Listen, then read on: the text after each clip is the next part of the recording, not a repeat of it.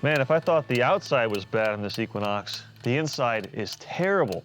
Welcome to my garage. My name is Nick Rudder, and on today's episode, I'm going to showcase various aspects of extreme interior detailing on this 20-year-old Chevrolet Equinox that, frankly, I don't think the interior's ever been cleaned. So I'm going to cover stains in the seats, how to use a steam cleaning carpet machine to clean the rear cargo area, super cleaning the filthy door panels, as well as removing a stubborn smoker's film from the inside glass. But I'm going to start with deep cleaning the seats using a couple essential tools that make the job a lot easier. So stay tuned.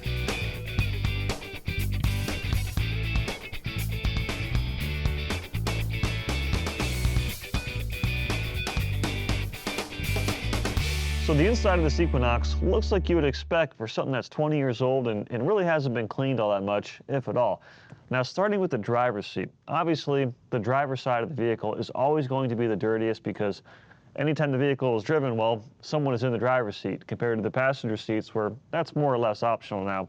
On the front seat here, this is a cloth material, and it has a lot of stains on the seat cushion, along with some damage that we're not really going to worry about that. The owner put some duct tape down, so we're just going to focus on cleaning the actual upholstery. Now, compared to leather, which is relatively easy to clean, when you have 20-year-old cloth like this, you have to be mindful that the cloth might not be in the best condition, and possibly someone else tried using an aggressive cleaning method before, whether it was a stiff brush or a really strong chemical. So you want to be mindful that, number one, only use high quality chemicals.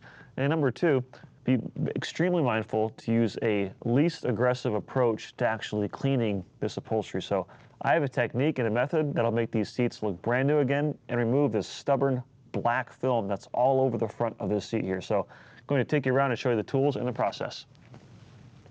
So I'll be honest, cleaning the inside of someone else's 20-year-old vehicle is not my favorite task, especially when it's in this kind of condition. So I like to get in, get the job done, get it done right, and then get paid or go home or just get rid of the car. So anyway, to clean upholstery like this, I want to use something that's fast and extremely effective. And for that, I like to use a high-quality carpet and upholstery cleaner. Now, there's a lot of different carpet cleaners on the market. Some are really good, some are not so good. The difference is that the ones that work really well, frankly, besides removing the stain, they also make the experience for the user far more enjoyable.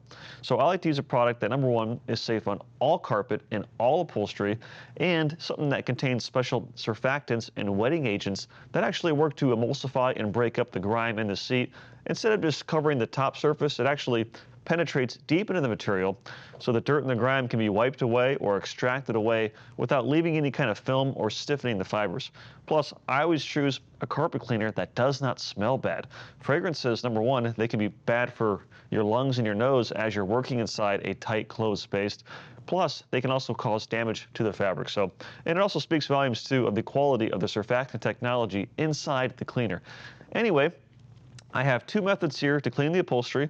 I have a cordless drill with a nylon bristle brush, and then I have a little mini carpet extractor here that's really optimized for cleaning small areas. You can do this, but I'm actually going to save this for when I do the cargo area, which is much larger. But for this application, I'm going to showcase the power of using a cordless drill. Now, cleaning this is simple. First off, you want to vacuum up any loose dirt and debris using your favorite vacuum cleaner of choice, and then take the cleaner and spray it directly onto the material. You want to make sure that you have an ample amount, but you also don't want to apply too much because what will happen is you don't want to oversaturate the surface to the point where you've used too much cleaner and it penetrates too deep into the actual foam and it won't dry properly. And then when the cleaner dries, you might have some rings of stains on the top. So it doesn't take a whole lot when you're using a quality cleaner. After spraying it directly on the seats, take your cordless drill.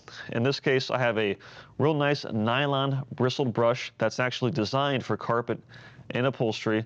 It's not too stiff, but it's not too soft. You want just right. And then, using a low speed setting and minimal downward pressure, turn the drill on and go back and forth and side to side, making overlapping passes. And right off the bat, you'll see just how quickly the carpet cleaner emulsifies the dirt and the grime, and how the power of the nylon bristles on a cordless power tool take up the stains so it can be brought to the surface, and then you simply wipe it away using a high quality microfiber towel. let it dry for an hour or two, and then if you need to repeat the process, do so. But in most cases, if you're using a high quality carpet cleaner, it only takes 1 or 2 passes and it's finished. Now, this is a much safer method than doing a very stiff bristle brush by hand. So I'm going to finish the rest of this seat and then move on to the cargo area and show you this little guy and how well it works and how much time it saves. So stay tuned.